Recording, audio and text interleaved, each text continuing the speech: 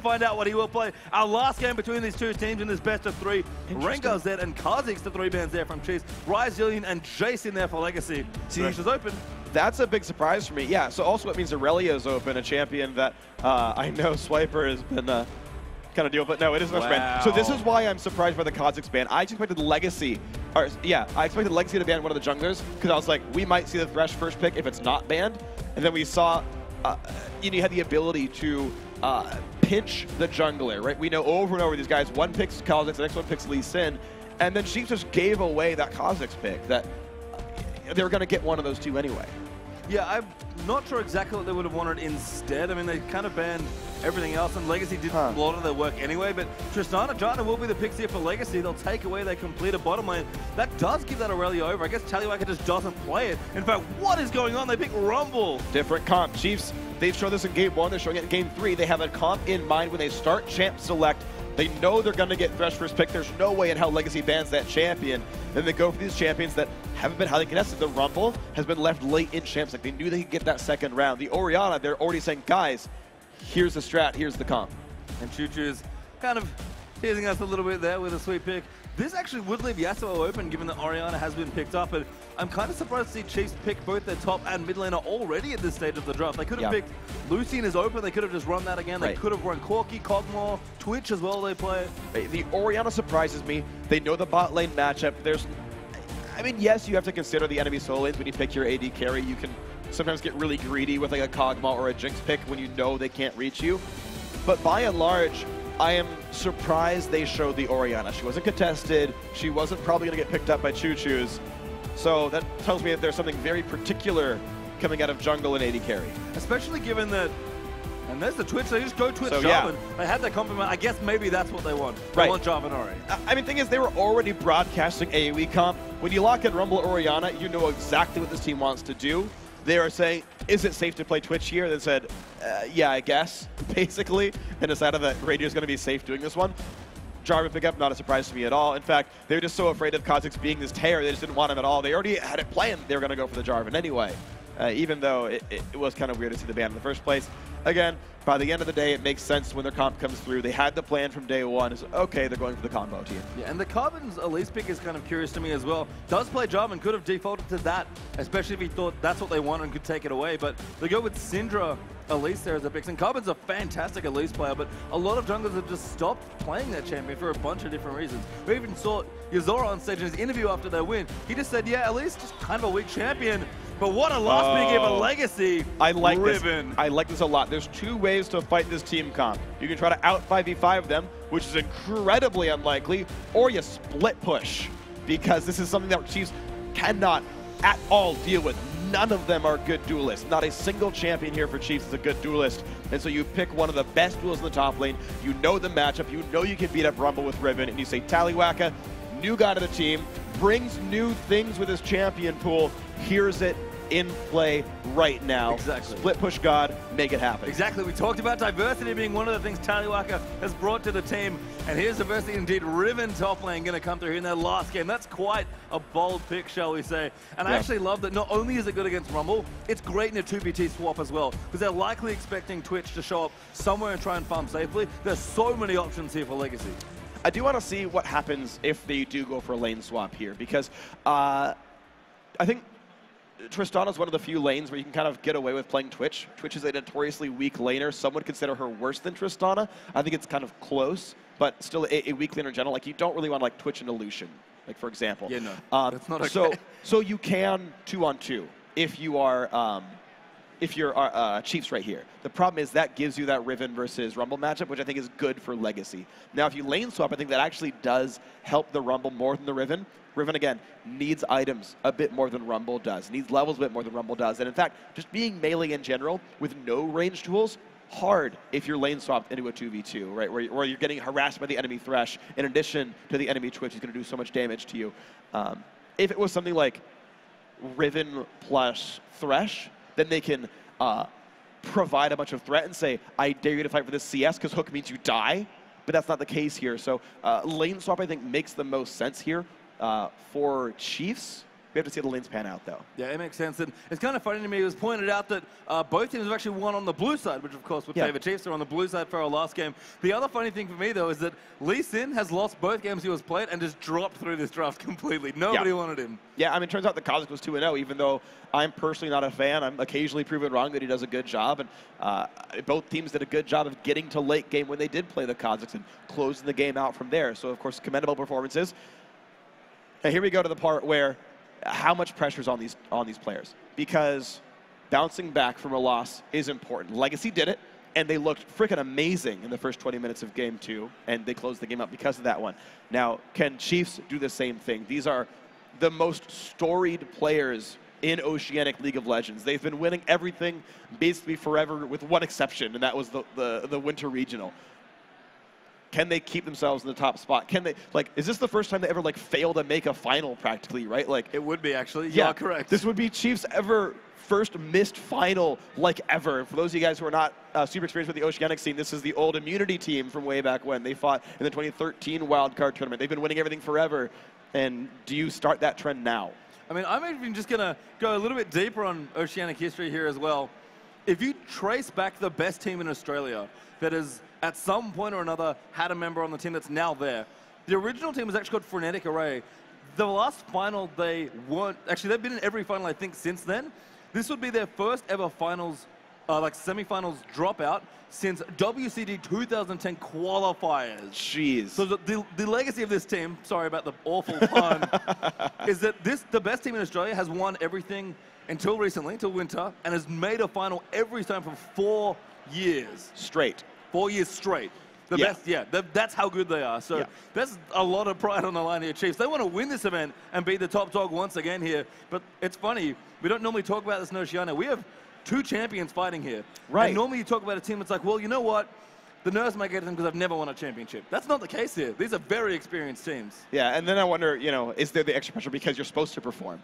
Oftentimes we give the pressure edge to underdogs. That's like, well, look, dude, take a game. You look good. Like, Dyros, I feel like they come into this one and they're like, we leave happy. We took a game off Avant-Garde. That's pretty darn good. Guys, we'll try it again next time. You know, and the players on that team put up good performances. When you're like, guys, we can't lose, that can be paralyzing. Because if you play to not lose, it's a really bad way to play. Like, playing to win versus playing to not lose are very, very different things. And you just stop doing good things if you play to not lose. With very few exceptions, with very few comps do you want to play that way. And not going for the plays, not going for the hooks, not going for the all-in, but, well, what if it fails?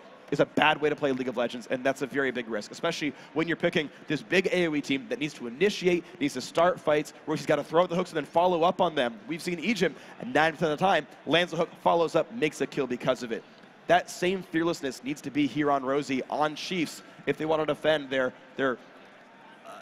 untarnished streak of finals. All right, guys, so we are going to see who is going to make the finals up against Avant-Garde. They are waiting patiently for the winner of this game tomorrow. It's a 1 game apiece. Now, Chiefs will be on our blue side for the last game. Legacy over on the right-hand side, the red side for their final game here as well. Ready to get a sneak in the mid on that Twitch to kick things off. And level 1's very interesting. We talked about a lot of different options for these teams moving in. And Freak, I do want to highlight your point about playing not to lose. For me, the winner of these games has been the team that has played to win rather than to not lose. Yeah. There's not that much aggression that's actually been in this series. And I'd like to see both teams actually take more early game risks.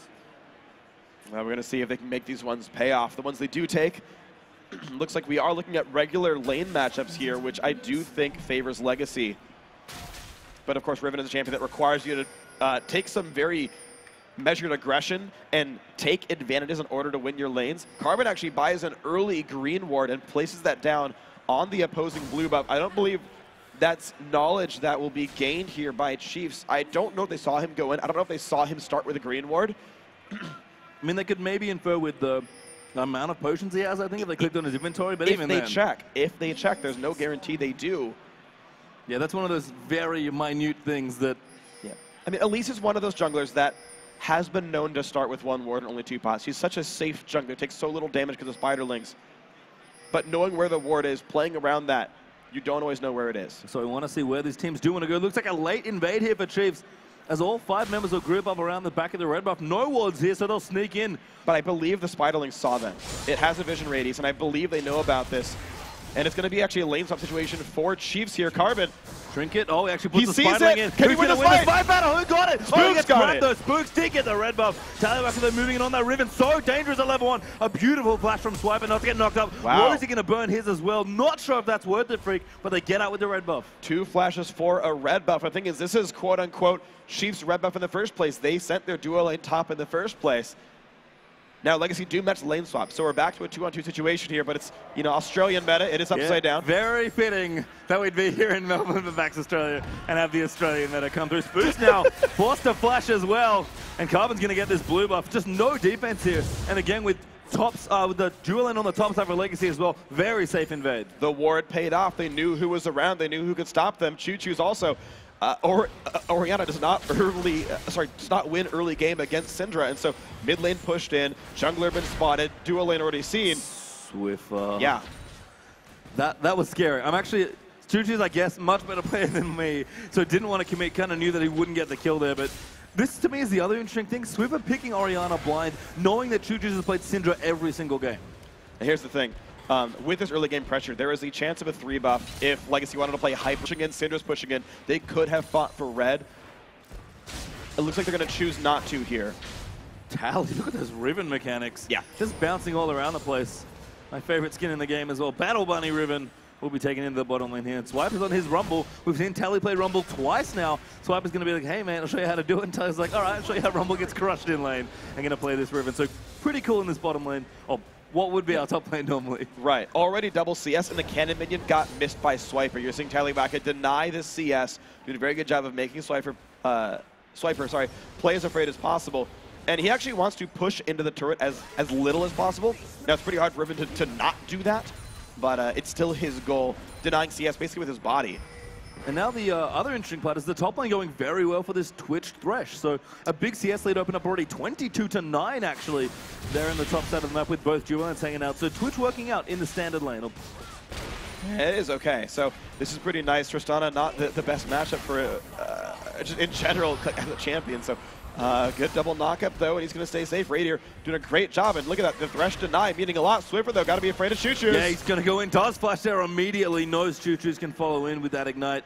So a good flash from Swiffer, but he's getting bullied out here, and I honestly do not like Ignite in this lane from Swiffer.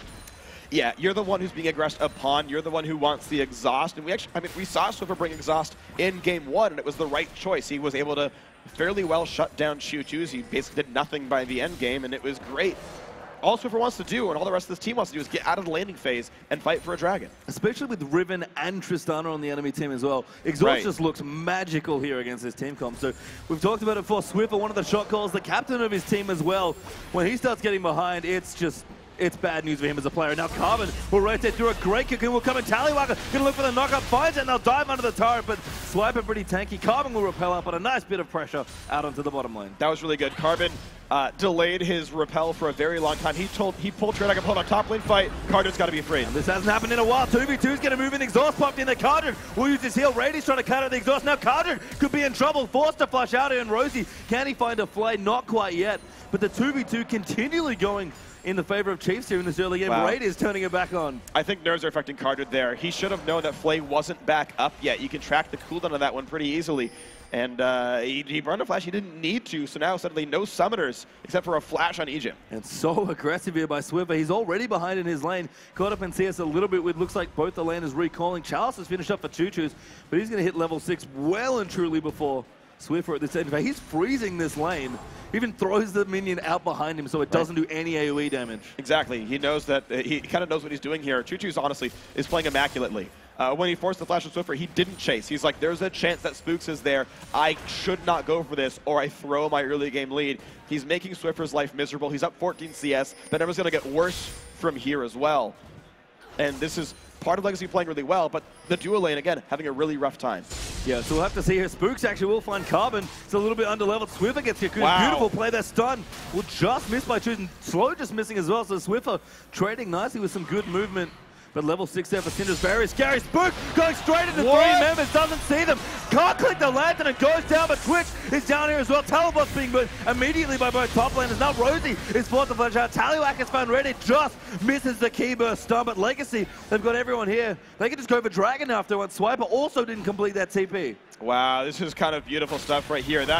I mean, yeah, when the entire team's top, you don't want to finish that teleport at all, and Rumble's not exactly the best turret pusher. But Rosie's flash had just come back up. He had lost the flash in the level 1 fight for the red buff here, but just came up for him. He's still trying to make a play. This is very risky, but can it pay off? 2v3, gonna soon be 2v4. Carbon is very low. die. That dragon, oh, he dies to the dragon, but there's no one here to smite it away. Spooks is coming through. The Raiden gets the kill onto Egypt. There's the other of Choo-Choos. He blows up that Twitch, and now it's Swiffer, who's level 6 versus level 4 Thresh for Rosie.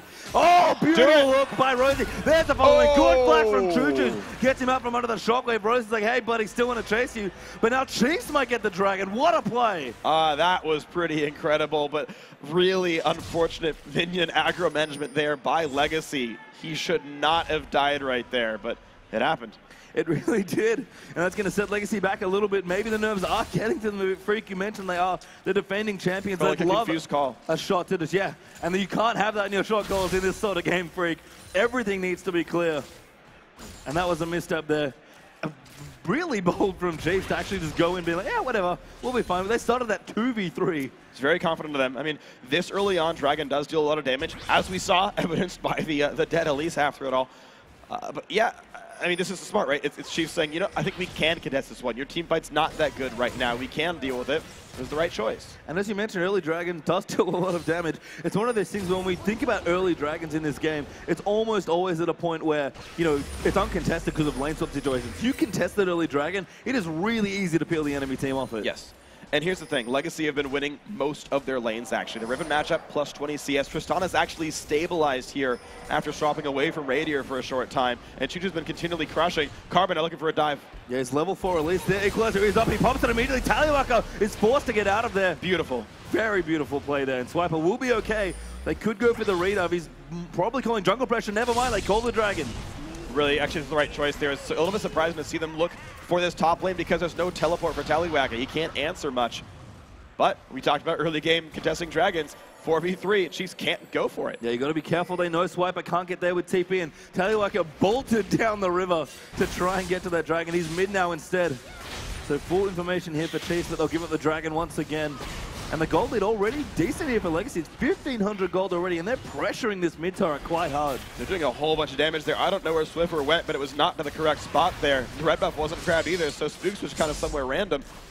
And that turret lost most of its health. Legacy making significantly better choices this game. And from memory, I think this is the first outing of Jarvan in this particular series, and Spooks is one of those players that kind of didn't like Jarvan very much when he started playing it and has kind of grown to love him. So it's nice to see him pull it out here in this very crucial game 3. But there's a red buff getting invaded on Carbon with that smite potential on Elise. Who's going to win this? Chiefs do have a ward here. Radius moving in on stealth as well. Spooks though, surrounded by Legacy members, get stunned up, and that's 2v4. They don't want to go in at all, but the teleport does come in. Radius getting exploited. Shielded just there. Decent 2-man shockwave there, but Carbon picks up the double for himself. Now Kardric gets the reset and gets himself out, and 2 clean kills coming for Legacy. It's game 2 all over again here. Legacy keep finding these picks. This play, though, could be enough to turn it around.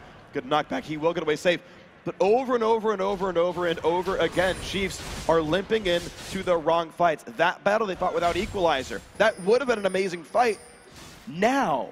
But not 25 seconds ago when they took it, they limped in, they got picked apart by a lot of very good single-target champions like a Syndra, like an Elise, and Chiefs paid for it. Yeah, Taliwaka as well in the top lane, just hammering away at this turret. Didn't have his TP, so couldn't join that fight, but didn't need to as Legacy snuck away with the red buff and the 2 kills there. And this Riven is chunking down the turret already with an early Brutalizer. We mentioned that Riven does need to get her levels and items, and Taliwaka has secured that very safely. Chiefs really committing for this dragon. They will pick up the first dragon of the game. All right, well, they will get it. Very good stuff by themselves. No teleport available for Taliwaka.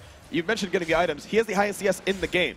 Like, this Riven is scaling up, and it basically contributes a very good win condition to Legacy. He burns his ult just for the turret damage, wants to remove that, wants to give his team some gold. Very smart choice here. But because Taliwaka is doing well, because he's going to continue to win every duel he's ever a part of, he will be one of these win conditions where it says, I'm going to get turret pressure, I'm going to force 2 people to defend me, and then I can make TP plays afterwards. And the scariest thing as well, I guess they don't have the best team to actually team fight with the Riven, but No. if Riven gets any semblance of a head, we see it every now and then. Teams can play with the AD Assassin sometimes in the team fight. We see Zed, big split pusher, can make a difference in a team fight, although he's very different because he's so much more mobile in terms of gap closers. But a great win condition, as you said here. Tally's now got his teleport back up. Right. So the thing is, the comp here works for Legacy. That's the thing. Is when you play split pusher, you need to pick up wave clear. Now, the fact that Tristana's doing okay, the fact that she will get a static shiv, the fact that she's going to have a higher rank explosive shot, plus Janna and Elise doing good things for turret defense as well, means that a attempted turret dive by Chiefs will be pretty hard, actually. They can try to go in, they can try to go for the wombo combos, but you're still going to be diving under a turret without much minion support. So Legacy are set up to just wait for Riven to make big plays, and that's likely to go pretty darn well overall. Yeah, tower pressure still here as well. Carbon on that Elise, a great Siege champion as well. And that's 2 turrets for 0 now, as Chiefs are trying to scrounge up farm wherever they can. Legacy bolting themselves ahead, 3,000 gold already at almost 13 minutes. The good news is Radio is pumping up nicely here, but once the pressure starts moving down, and that looks like it was about to happen from that jungle mid combo. I mean, Radio doing well is great, but it's been a while since he's really had to put the team on his back. He might have to do it this game. It is going to be partially on him. The rest of his team can do setup. The Jarvan ulti's going to be good. The Orianna Shockwave should be landing. Swiffer's still a great player, of course.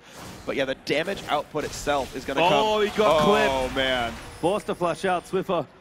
Good flash there. But Tallyback is coming down. That's a good defensive Shockwave, but 2-man stuff. Tally's going to jump in. Equalizer goes down. But Riven just eats Swiffer there. That Orianna cannot stop all the damage. And that's what Legacy wants to do. Time and time and time again, they want to fight these 2v2s, these 3v3s, or in this case 3v2s, but not the 5-on-5s. If Carbon can make plays, and by the way, the Elise pick is great for this. It is one of the best pick junglers you can grab. One of the best champions that's saying, let's get this single individual kill and convert. And they're Spook's doing it a lot. It looks like his Spurt's ult on the Jarvan might come in. That was a one hell of a cocoon. Carbon though dodges it out. They're going to go for him as the first one. He will go down first. There's the shutdown actually coming up for Swiper. They can't chase on the Riven, so gives up his life to make sure Riven gets out safely. And he could have repelled to the white as well. Like, there was actually a way for Carbon to get out of this fight. Ends up being a 1-for-1 overall, and if Chiefs can stabilize and then try to get back into the team fight phase, that's fine. This early on, though, there's not a lot of team fight for, which is why it's been so difficult for them to start the battles they want. And the early Tiamat's nice here for Riven, but that early Blade of the Ruin King is very nice for Twitch as well. Kaldra, though, no slouch. He was falling behind about 20 CS or so, was stabilized, and is almost going to take out this turret as well with the rapid fire moving through. BF Sword Pickaxe going to go for a quick Infinity Edge. He's not interested in any of that early static shift nonsense. Yeah, so I actually prefer this build, sort of. I think it has a pretty clean transition. And Choo Choo's, he's going to get blown up. Yes, he is. So you said Rager's got to put this game on his back, and I think this is the kind of place. He is the only guy here, really, who's shown the ability to do good things early game. He is the one person who can actually stop the bleeding here, put people in the respawn chamber, and buy time for his team to get into team fights. And teams talk about it every time they play Twitch. The reason they love him so much is that he just creates picks so easily with his ambushing. You saw right there, poor Choo Choo's just getting shot in the face with that Blade of the Ruin King being finished up. The Submarine firing on all cylinders now. Swiffer, though, again falling behind. Athene's is nice here. That's a decent timing for that item, but he's 30 CS behind also in this matchup. He's boots and a blasting one down. I mean, he is very, very far down in this matchup. Part of it you expect from the matchup in the 1v1, but he's got to convert something here. He's got to get himself into team fights, get some assists back and racked up. And in a minute and a half, we're going to see if Chiefs can do that. Problem is, 4,000 gold deficit. Maybe they don't even try for Dragon. Maybe they can't. That's not what you want to tell the team with the Rumble on their in their comp freak. I know, but that's the reality here. It is indeed. We'll have to see what Chiefs want to do. This next Dragon fight's going to be crucial if Chiefs want to go for it. And even if they don't, if they just give it up, as Raider is going to come down, they're going to try and take out Tallywacker here, looking for a pick. Do put a ward down. No vision on the next brush, though, so can't continue. Didn't have Blade of the Ruin King back off cooldown, so maybe a little too early on that attempt. But this is the kind of thing they need to do, as you said. Riven, the reason that Twitch is good at these sort of roaming ganks is he has 2 slows. The Ruin King, which just came back from happen, and that's kind of what's happening here. It's very hard to go for the Riven. But Choo Choo's easy. Radiant, man. Yep. Now the teleport's coming through as well. Chiefs want to fight here. The Rumble does go down. They're going to move up Cardin. Lands it not enough as Buster Shot comes in and kills him before he can click on it. So a 2-for-1 trade there, plus the tower. Tanked the entire Rumble ultimate and is still above half health. Like, Swiper, look at that 60 CS deficit. If he had the same kind of money Tallywacker had, he'd probably be level 11 and probably actually have Leanders as well and would have actually had a meaningful contribution to that fight. But is just not able to do very much. Rosie on top of a wall, trying to bait him in, moves Carter back with the play, throws the lantern up, and gets stunned up immediately by Choo Choos, and the Chiefs bait themselves into this fight. This one, Spooks, right, he was dead, I believe, and you're choosing to walk into a 4v5, and you're hoping your ulti stacks are going to work, except that Shockwave and Rumble ulti are both on cooldown. There is no way. And Chiefs continue to fall further and further behind in this game. Radiant is trying to put the team on his back. The double blade build will be completed in a reasonable amount of time as he's picked up his brutalizer as well. You can tell he's trying pretty hard, but the problem is, you know, movement speed is actually pretty damn useful. If you can't move to get command attacks in the right place, you've got even less chances to find good shockwaves, and not to mention, needs. Sorc Shoes also just gives you a ton of extra damage. So Radiant continuing to fish on this Twitch this time around, where Chiefs played around it so well in one of the other games. And you're seeing the start of Locket, I believe, come in here for Carbon. He went for Kindle Gem first, but I believe that should go for this item, which is going to make his team even better, even better, even better. Surviving, but careful. Choo Choos is the target, gets exhausted though. Oh, does actually move him out of the way, but Tally still gets that kill. Choos though does go to Carbon, gets eaten alive by Rumble. So much damage, there's the double for Orianna. And that's Viper's gonna chase in. Ejim is likely the target. No, they want Cardred instead. They're gonna go in, does he have a jump available? There's Spoos looking for the knockout. Wow, getting insta-gimp. Chiefs just crushed that fight, 4 for 1, and suddenly they're back in with a perfect team fight. Back in indeed. This tower is going to make the gold much, much, much closer. Looking about 2,000 to 3,000 gold now between these two teams. Crucial turrets getting knocked down as we tie up the kill score at 9 apiece. Freak, we got a game. We do have a game, guys. We're back in with some 2,500 gold. Not a team can do. And keep in mind, this is a no-tank team from Legacy. It is Spectral, Wraith, Elise, and I have seen tank Rivens, but it is damage Riven here. They've got Taliwaka is ever in the same place as Cardred. They're probably doing it wrong. And what I guess the Chiefs learned what they didn't learn from that last Dragon fight. When you're an AoE team comp, wait for the ultimates to come up. Please fight with your ultimates, as Dragon should be back up in a couple minutes. Raider going to look down for this farm in the bottom lane, and we'll pick some up. Again, that Ghostblade coming up very quickly. He's going for Zerker Greaves, which is a very nice pick there for Twitch as well. Going to make that ultimate even better when he pops out of stealth. Very close, and I have to say, they're picking on Choo Choos here. They are, because he's the only guy they can really pick off. Like, one thing that Double Up likes to talk about during the Analyst Desk at Worlds especially was that he likes Trist in for Choo Choos, and he's kind of happy to take that damage because it doesn't mean too much very often. Yep, so Chiefs doing a good job of just keeping their side of the map safe. The 2 mid turrets being down does mean Chiefs have a lot of room to maneuver in the center of the map, which is crucial in a Twitch comp. But right now, Chiefs are just trying to get some of their power spikes. Once the Zhonya's and the Rabadons plus the Ghostblade is completed on the Chiefs side, they've got so much more cooldowns missing.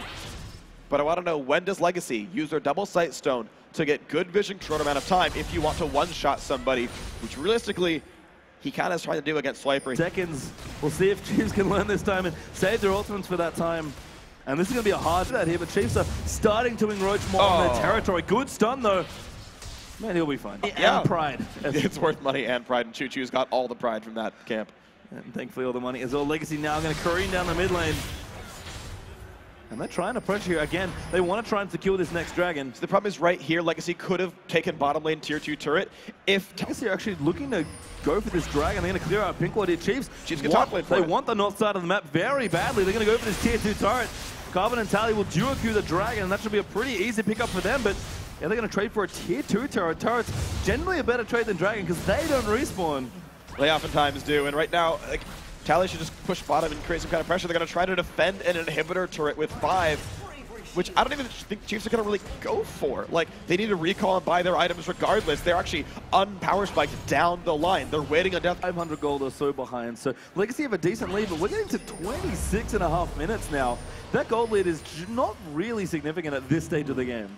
Now, the ones who are supposed to be dominating their lanes still are. Riven is practically doubling Swiper in CS, and you've got plus 80 for the Cinder versus Orianna, so that's remaining true, and that's actually why Legacy still holds a gold lead here. But Swiper's 4-0-3. He has half the CS of his opponent and like 4 times the KDA. And he said it already, Rumble does do a lot with no items. He does a lot with a lot of items as well. But Swiper kind of had a crappy early game and was still able to salvage with some really strong play from Radia's Twitch. And the Chiefs, they play around this pick so well. It's their bread and butter in terms of not just oh my goodness, Spooks is going in. Carbon gonna get chunked out as well. They don't burn too many ultimates. Radiant gets stunned up though. He's gotta be careful. Choo Choos goes in, but he's gonna get played back. Spooks gets a kill. 1v3 on the enemy jungler. Now they're gonna keep moving in. The equalizer finally goes down. Shockwave cleans out Choo Choos, who just misses on the Tally. He's trying to dive in on the Radiant, but they blow him up.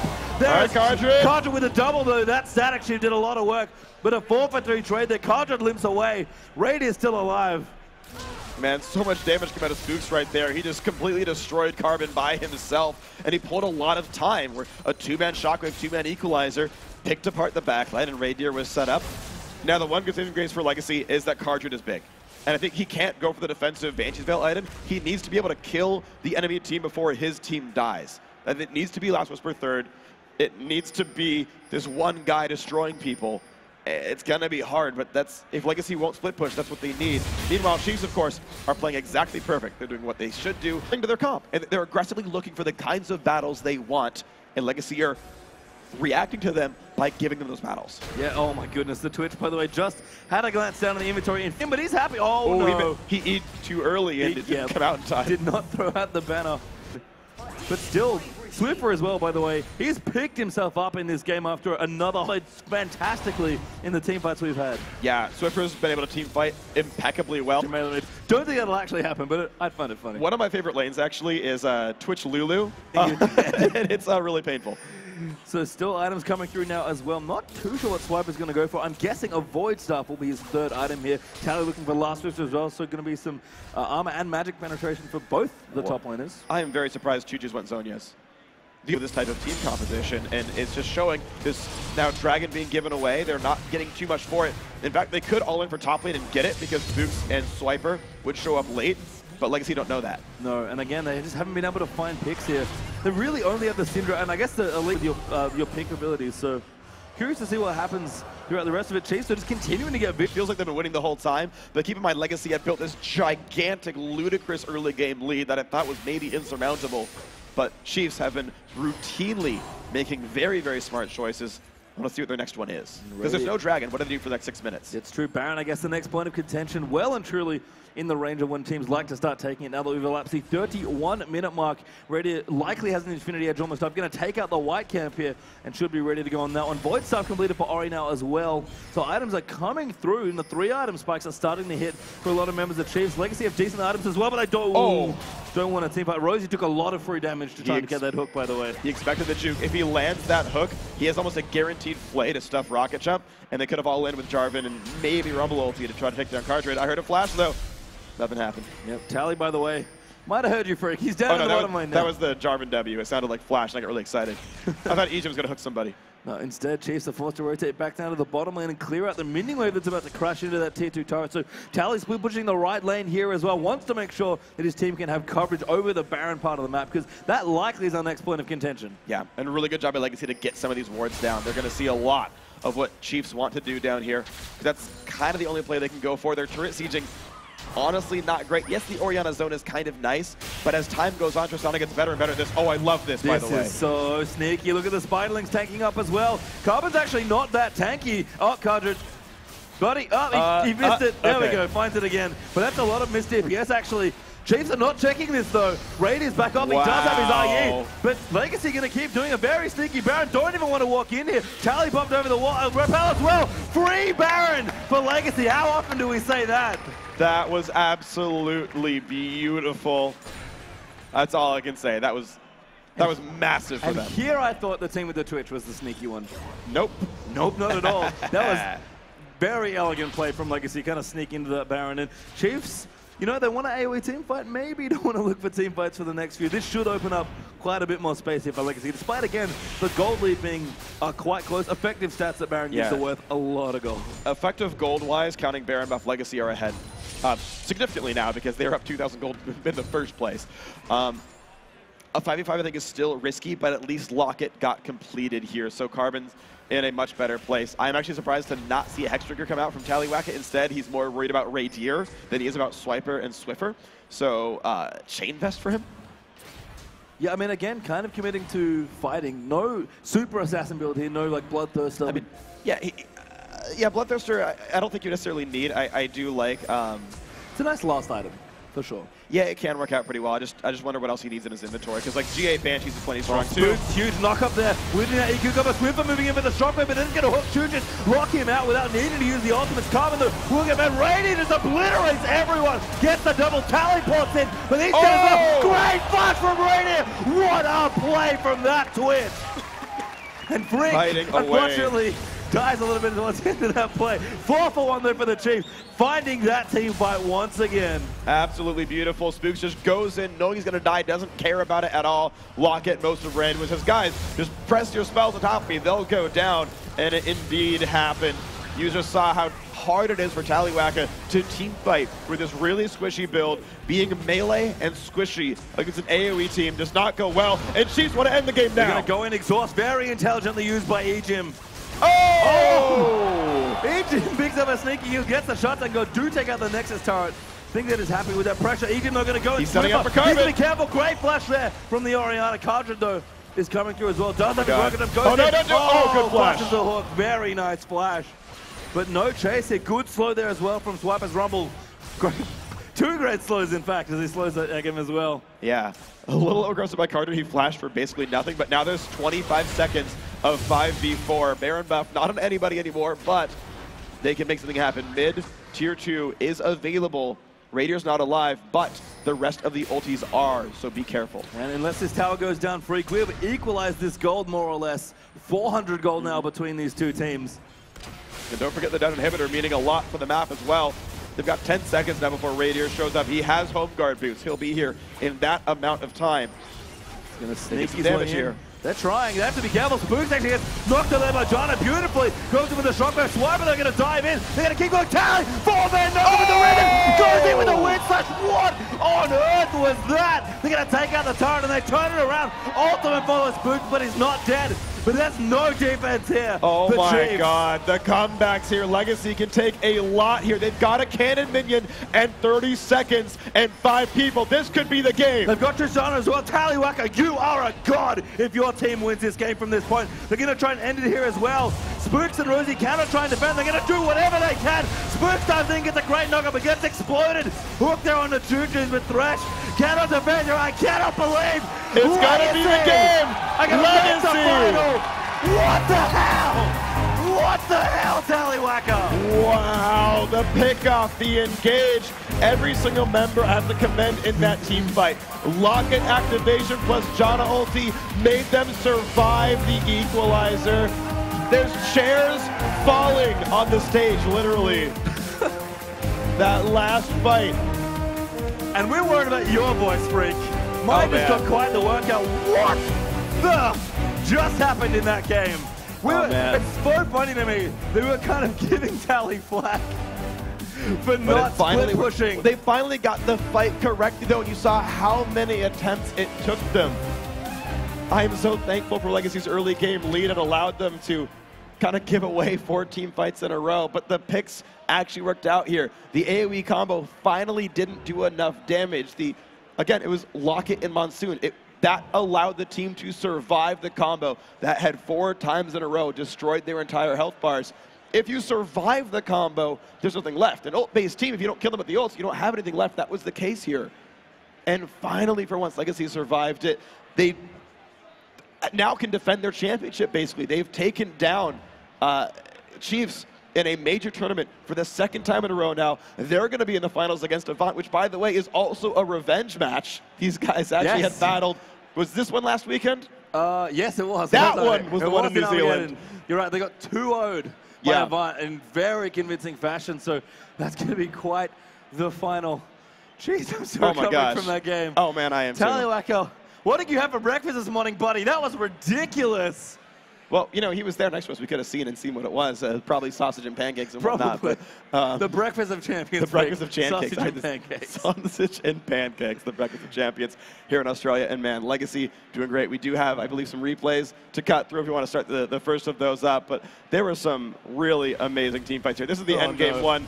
I want to see, actually, when Radior shows up in this fight. He's a Shockwave equalizer, but there's no follow-up. Only now does Radior show, and he immediately got caught. Radior got 0 auto attacks off in that battle. That is massive. Their Chiefs went before their AD carry was in. They were missing a crucial part of their team composition. Beautiful, of course, team fight afterwards. Got the shield and got the healing, turned it back around, and like the 4-man freaking, actually it was a wind slash, but everything else from Riven. Yeah, hit the third, hit a broken wings for the knockup, and then just ultimate. Just ultimate. Exactly, just ultimate, and that was very good. So Beautiful stuff there. He did make it happen, Taliwaka. Finally navigated a fight. He managed to dodge the spells. That was the important thing. Full squishy, dodged away from it. I guess the new hotness then.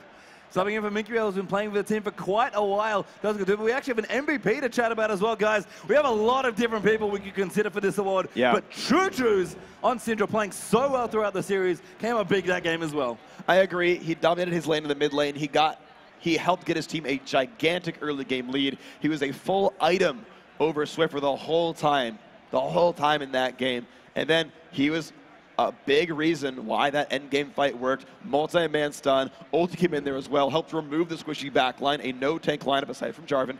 And that was just beautiful stuff. It really was. And you can see the Aces MVP award. It's going to get much, much closer as we move through this weekend. We've got a best of 5 to play tomorrow between Avant and Legacy to see who's going to pick it up. And of course, they'll be picking up MVP points along the way every single game when we're voting backstage. And you guys are out there in the crowd finding those Aces guys and getting your votes in as well. But I think we're going to have to hand it over, Freak. It's been a fantastic best of 3. Both of them, actually. Every team has played fantastically. The Chiefs, the first final miss in 4 years. Yeah. That's 4 years. insane. But Legacy, they're going to try and defend that championship. For David Freak Pirelli, I'm Julian Petra. I'm going to hand